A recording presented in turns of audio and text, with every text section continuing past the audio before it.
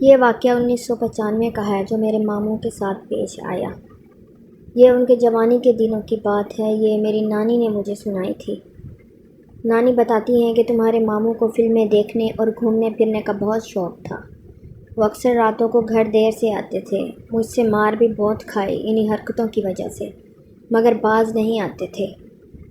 یہ ان دنوں کی بات ہے جب لوگوں کے گھروں میں ٹی وی بہت کم ہوتے تھے، اور جہاں وہ رہتے تھے وہ ایک گاؤں تھا اور اس کے ساتھ ایک شہر تھا۔ بڑے شہروں کی طرح تو نہیں، مگر ضروریات زندگی کی ہر سہولت وہاں مل جاتی تھی۔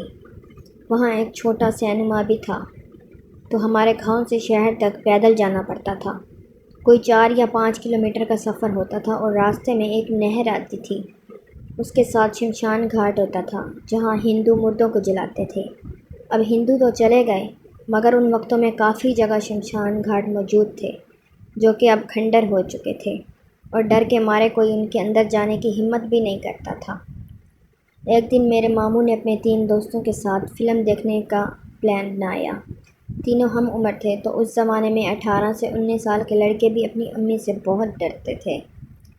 میری نانی بہت سخت تھی ان معاملوں میں، تو چوری چھپے ان سب نے پلان بنایا۔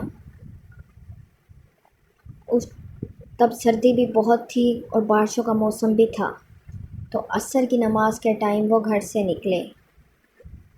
وہ گھر میں بنا بتائے ہی فلم دیکھنے چلے گئے۔ 4 سے 5 کلومیٹر کا سفر بہت زیادہ ہوتا ہے، اور وہ بھی جب بندہ پیدل ہو، تو شہر تک پہنچتے پہنچتے ان کو رات کے 8 کا وقت ہو گیا۔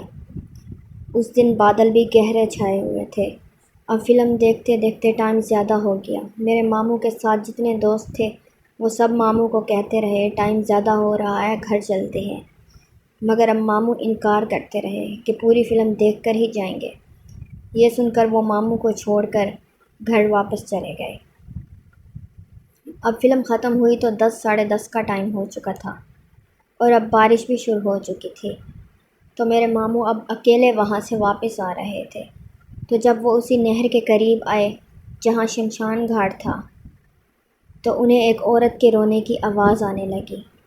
تو میرے ماموں وہیں رک گئے جہاں سے آواز آ رہی تھی۔ اس طرف دیکھا تو دلہن کے روپ میں ایک عورت جس کے بال کھلے ہوئے تھے بیٹھی ہے، رو رہی ہے۔ میرے ماموں ابھی تھوڑی دور ہی کھڑے تھے، تو انہوں نے پوچھا، کون ہو تم؟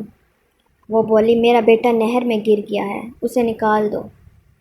پہلے میرے ماموں تو نہر کے پاس جانے لگے، پھر اچانک سے انہیں خیال آیا کہ اتنی رات شمشان کے پاس عورت بیٹھی ہے اور وہ بول رہی ہے میرا بچہ نہر میں گر گیا ہے، اسے نکال دو، یہ کوئی عورت نہیں، کوئی چڑیل ہے۔ تو وہ بھاگنے لگے وہاں سے، تو وہ میرے ماموں کے پیچھے لگ گئی۔ اتنی دور جانے کے بعد انہیں ایک مسجد نظر آئی۔ ماموں وہاں چھپ گئے اور وہ غائب ہو گئی۔ اس کے بعد وہ گھر گئے۔ نانی دروازہ نہیں کھول رہی تھی۔ اتنی دیر کے بعد دروازہ کھولا، پھر بہت مار پڑی۔ پھر سب کو وہ قصہ سنایا جو ان کے ساتھ پیش آیا، اور اس کے بعد کبھی بھی وہ رات کو اکیلے گھر سے نہیں نکلے۔